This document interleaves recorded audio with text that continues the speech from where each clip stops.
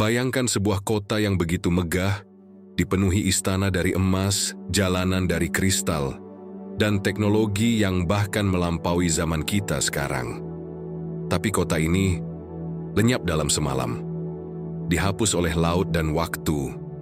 Selama ribuan tahun, kota ini jadi sumber dari berbagai teori konspirasi, legenda, hingga penelitian ilmiah.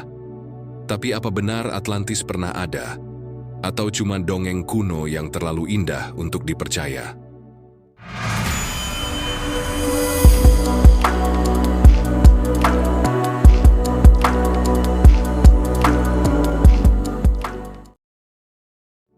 Assalamualaikum warahmatullahi wabarakatuh. Di video ini kita akan mentelusuri petunjuk-petunjuk atau jejak-jejak keberadaan kota Atlantis, dari naskah kuno hingga penemuan modern. Yuk, kita mulai perjalanan misteri ini. Semua bermula dari seorang filsuf Yunani bernama Plato. Sekitar tahun 360 sebelum Masehi, ia menulis dua dialog terkenal, yaitu Timaeus dan Critias. Disitulah pertama kali Atlantis disebut. Menurut Plato, Atlantis adalah sebuah pulau besar yang terletak di luar pilar-pilar Hercules atau yang sekarang kita kenal sebagai Selat Gibraltar. Menurut Plato, kota ini katanya punya armada laut yang kuat, serta peradaban yang canggih, dan kekayaan alam yang melimpah. Tetapi karena kesombongan dan kerakusan mereka, Atlantis dihancurkan oleh para dewa dalam satu hari satu malam.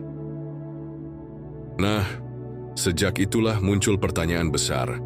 Apakah Plato sedang mengisahkan sejarah nyata atau sekadar alegori untuk menyampaikan pesan moral? Petunjuk pertama, letak geografis menurut Plato. Plato menyebutkan bahwa Atlantis berada di luar pilar Hercules. Namun, banyak peneliti mengartikan bahwa itu adalah wilayah Samudra Atlantik. Karena itulah banyak pencarian difokuskan ke bagian barat Eropa dan Afrika. Beberapa juga di antara mereka percaya bahwa Atlantis tenggelam di dekat Azores, sekumpulan pulau vulkanik milik Portugal. Teorinya, pulau-pulau ini dulunya adalah bagian dari satu daratan besar yang runtuh akibat bencana alam besar, seperti gempa atau letusan gunung berapi. Tapi sayangnya, sampai sekarang, belum ditemukan bukti arkeologis yang kuat di sana. Jadi, hasilnya masih misteri. Petunjuk kedua datang pada bencana alam di masa lalu. Beberapa ahli meyakini bahwa kisah Atlantis bisa jadi didasarkan pada bencana nyata. Salah satunya adalah letusan Gunung Thera, Santorini, sekitar tahun 1600 sebelum Masehi. Letusan ini menghancurkan sebagian besar pulau dan memicu tsunami besar, dan kemungkinan besar bahwa tsunami itulah yang menghapus peradaban Minoa di Kreta.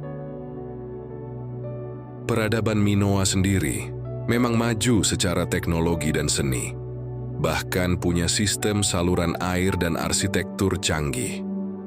Bisa dikatakan satu peradaban yang luar biasa.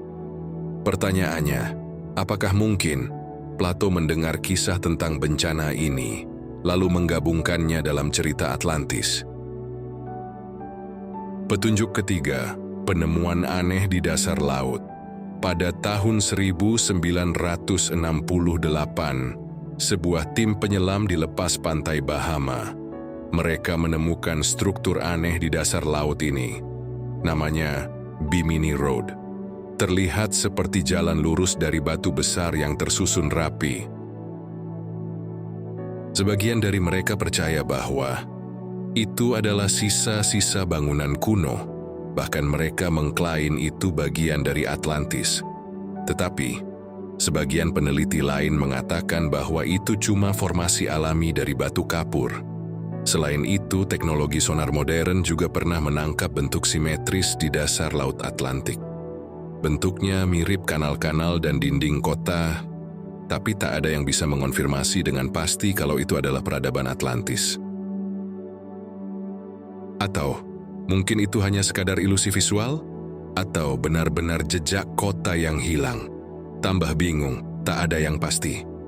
Petunjuk keempat, Atlantis di tempat tak terduga. Teori tentang Atlantis tidak hanya terbatas di Samudra Atlantik, tetapi ada yang percaya bahwa Atlantis bisa jadi berada di tempat yang sangat jauh dari dugaan manusia. Contoh, kita orang Indonesia menduga bahwa peradaban Atlantis berada di Antartika atau di daerah-daerah yang jauh. Tetapi kita tidak menyadari bahwa bumi atau tanah yang kita pijak ini ternyata adalah peninggalan yang dimaksudkan oleh Plato itu. Ini hanya sebuah perumpamaan, tidak sebegitunya. Karena mengapa saya katakan demikian, dari semua artefak-artefak ditemukan di berbagai tempat, tidak ada yang bisa mengklaim atau menyatakan titik keberadaan lokasinya yang akurat. Semua orang hanya mengatakan di sini dan di sana. Yang ada hanya lirik lagu milik UKS, di sini menunggu, di sana menanti. Lanjut. Di Gurun Sahara, ada yang menyebut struktur alami bernama Richat Structure atau mata Sahara sebagai sisa dari peradaban Atlantis. Bentuknya yang melingkar dan besar mirip deskripsi Plato tentang kota dengan kanal-kanal yang melingkar.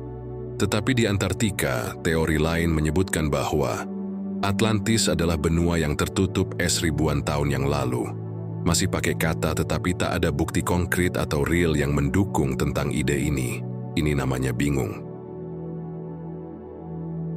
Bahkan di Indonesia, beberapa peneliti lokal mengaitkan Atlantis dengan wilayah Nusantara kuno, terutama Sumatera dan Jawa, karena kesamaan geologis dan keberadaan gunung-gunung api aktif.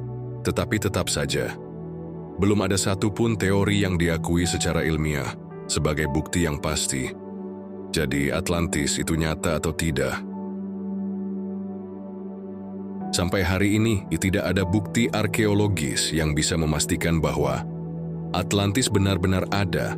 Tapi di sisi lain, cerita tentang kota yang tenggelam ini terus menginspirasi banyak orang, para arkeolog, ilmuwan, masyarakat, bahkan pembuat film. Mungkin Atlantis bukan sekedar tempat, tetapi ia merupakan peringatan tentang kesombongan, tentang alam yang tak bisa dikendalikan, atau mungkin tentang masa lalu umat manusia yang belum sepenuhnya kita ketahui. Apakah Atlantis itu nyata? Atau cuma legenda yang terlalu memikat untuk dilupakan? Satu hal yang pasti, misteri ini belum selesai. Dan siapa tahu, suatu hari nanti, kita menemukan jawabannya di tempat yang paling tak terduga. Itulah beberapa temuan petunjuk tentang keberadaan kota Atlantis. Namun, belum ada satu bukti yang memastikan di mana letak titik keberadaannya. Sampai di sini dulu pembahasan kita kali ini. Jangan lupa like, subscribe, dan aktifkan lonceng notifikasi untuk terus mengikuti perjalanan dalam menjelajahi misteri-misteri dunia lainnya. Sampai jumpa di misteri selanjutnya. Assalamualaikum warahmatullahi wabarakatuh.